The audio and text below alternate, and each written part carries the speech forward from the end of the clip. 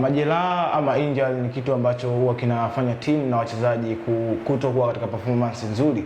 Klabu ya Yanga katika siku za hivi karibuni imekumbwa na majeraha yaliyo na mfululizo. Maswali yamekuwa ni mengi. Ni kwa nini majeraha yamekuwa mfululizo namna hii? Je, shida iko wapi hasa kwa wachezaji kuendelea kupata injury ambazo zinakwenda kuigharimu timu katika michezo ya muhimu? Hasa kuzingatia Young Africans wanacheza michuano mbalimbali, CRDB Cup, lakini hata NBC Premier League nayo wana uhitaji na wachezaji wao. Nini hasa sababu ya wachezaji hawa kuwa na injuries za mara kwa mara? Mr. Usamo. No. Young Africans wamekuwa wakikumbwa na majeraha mara kwa mara. Hivi karibuni Clement Mzize alitajwa kurejea kwenye kikosi, lakini baada ya siku chache akapata injury nyingine ambayo ilimpelekea kwenda kufanyia upasuaji. Sasa katika engo gani hasa Yanga wanapata shida ambayo inapelekea swala hili kuwa linajirudia mara kwa mara?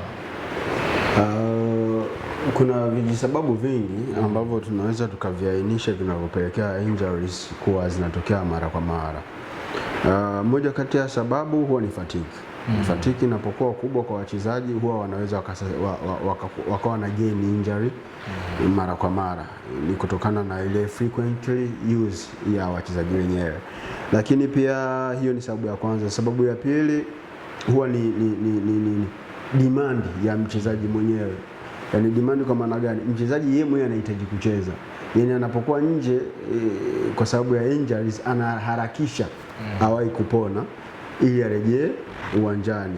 Na hii sometimes inasababishwa na moja kati ya vitu viwili. Either uhakika wa namba kwa sababu anajua nikikaa nje muda mrefu naweza kupoteza namba, lakini cha pili uhitaji wa mchezaji mwenyewe kwamba mimi natamani tu kucheza hata kama namba yake iko safe, lakini ana enjoy tu kuwa uwanjani, anakuwa analazimisha acheze. Ndio maana wakati mwingine unaweza kuona kuna baadhi ya wachezaji wamekucheza wakiwa wamepigwa sindano za ganzi alimradi wacheze. Mchezaji kama Wayne Rooney, kama I'm not mistaken, ambaye kukutana na hiyo scenario, alibidi kupigwa sindano ya ganzi ili acheze, lakini mwisho wa siku aliweza kukaa nje muda mrefu baada ya kuwa ameondokana na zile sindano. Kwa hiyo ni sababu nyingine, lakini sababu nyingine tena ni kwamba benchi la ufundi linakuwa limekosa perfect replacement ya mchezaji ambaye yuko injured. Kwa wanalazimisha tu wamharakishe apone au kurudi. Lakini kuna kesi nyingine kama ambayo tumewahi kuisikia ndani ya kikosi cha Yanga hicho. Mudathiri Yahya alisema hakuwa kwenye mipango ya mwalimu.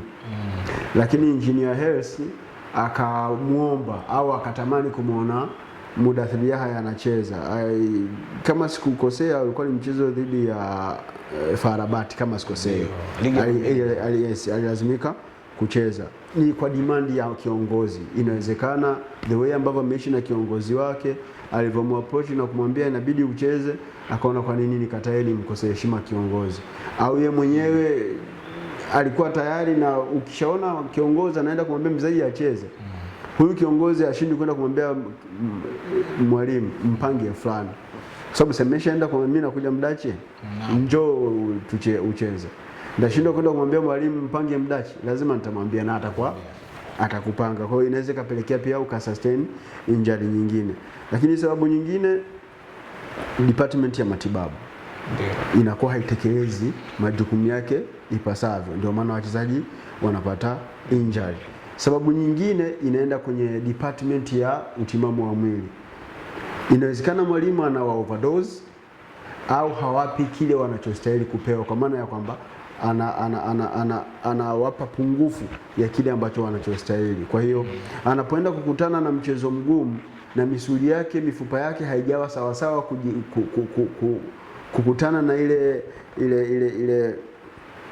ile intensity ya mchezo husika, anaweza akapata injuries. Kwa hiyo kuna visababu vingi sana ambavyo huwa vinapelekea mchezaji kupata injuries, lakini mwisho wa yote department ya matibabu ndio ambayo inaweza ikafanya timu ikawa na wachezaji wengi ambao wako fiti au timu ikawa na wachezaji wengi ambao ni majeruhi.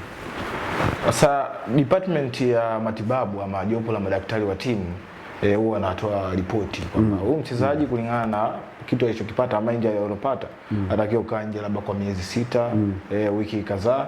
Sasa hii inapokuwa imetoka, alafu kiongozi wa timu anakwenda kuzungumza na mchezaji kulingana na umuhimu wake kwenye kikosi, anakwenda kumfanya acheze kwenye mechi hiyo ijapokuwa bado hajawa kwenye utimamu. Sasa hii kwa mtazamo fulani kwamba inakuwaje wakati anaweza akasubiri akapona ili waje kumtumia kwa mechi zijazo, lakini wanalazimisha wakamtumia kwa mchezo mmoja ambao inaweza akatoka kwenye mchezo huo na akapata injury ambayo itamweka nje kwa muda mrefu zaidi kuliko ile ya mwanzo. Uhitaji wa mchezo. Unajua mchezo tunaochukulia kama mfano mzuri ni mchezo dhidi ya Yanga na AS FAR Rabat. Ndio mchezo tunaozungumzia. Huo ulikuwa ni mchezo muhimu sana kwa Young Africans. Inawezekana mwalimu kulingana na mbinu zake aliona kuna shortage ya wachezaji ambao anaweza kuwatumia kwenye ule mchezo, na Mudathir Yahya si kwamba alikuwa bado ni majeruhi kwa 100%, alikuwa ameshafanya nini, amesha recover. Inawezekana alikuwa yuko kwenye kipindi cha kusubiria ule muda wake wa kuwa timamu kwa 100%. Maybe alikuwa fiti kwa 70 mpaka 90, ndio maana rais akamwomba acheze. Hii maana yake ni kwamba mwalimu hana maamuzi kwenye timu. Kama mwalimu hana maamuzi kwenye timu, atapangiwa nani acheze, nani asicheze, bila kujali hali aliyokuwa nayo. Mimi na uhakika kwa 100% department ya Young Africans walitoa maelekezo, huyu mchezaji anabidi kutumika baada ya muda fulani. Lakini kwa ile kauli alitoa Mudathir Yahya kwamba alikuwa hayuko tayari kucheza, lakini kwa kulingana na rais alimuomba lazimika acheze, maana yake ni kwamba muda wake wa kucheza ulikuwa bado. Kwa hiyo hivi ni vijisababu vingine. Inawezekana anafanya kwa nia nzuri, anafanya kwa mapenzi, anapenda kumwona Mudathir Yahya, maybe the way anapocheza, the way anaposhangilia anapokuwa amefunga, au contribution yake kwenye kikosi ni kubwa sana, ni nzuri, inaleta matokeo, lakini unamtumia kwenye mchezo mmoja, unamkosa kwenye michezo 5. Unaweza ukaona shida inapotokea. Hata kwenye mchezo wa Simba, mimi sikutegemea kama Mudathir angecheza.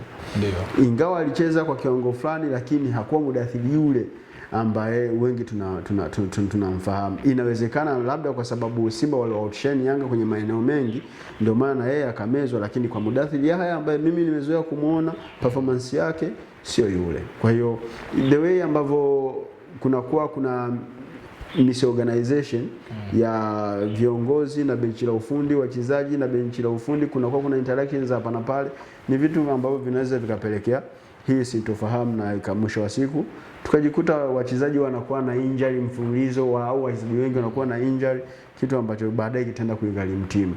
Just imagine Young Africans wanaenda kucheza na Singida Black Stars, wanaenda kucheza na Singida, wanacheza na Azam. What if Pacome Zouzoua atakosekana kutokana na majeraha?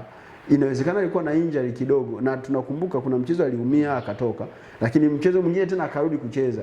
I hope kwa yule mchezo aliotoka alikuwa na injury, lakini kulingana na umuhimu wa mchezo uliokuwa unafuata lazimika afanye nini, acheze, akaumia tena, inamsababishia shida. Na mtazamaji wa Anwar TV, injury imekuwa ni kikwazo kikubwa sana kwa baadhi ya timu katika miendelezo ya kutafuta alama 3 kwenye kikosi. Young Africans wamekuwa wakikumbwa na majeraha mara kwa mara. Shida ni nini haswa? Ameweza kuzungumza Lusamwa juu ya kile ambacho kinajiri kwenye kikosi cha Young Africans. Je, wataweza kutibu swala hili na kuendelea katika muendelezo wao mzuri wa kutafuta alama 3 na kutafuta ubingwa wa ligi kuu NBC? Swala hili linasalia kwa Young Africans wao kujua ni kipi ambacho watakifanya ili wapunguze swala la majeraha ya mara kwa mara na kuweza kuwa vizuri zaidi wao kama timu. Nilikuwa na Mdachi Omari, pia bila kusahau nilikuwa na Lusamwa ambaye ni mchambuzi wa zamu katika kipindi cha The Golden Boot.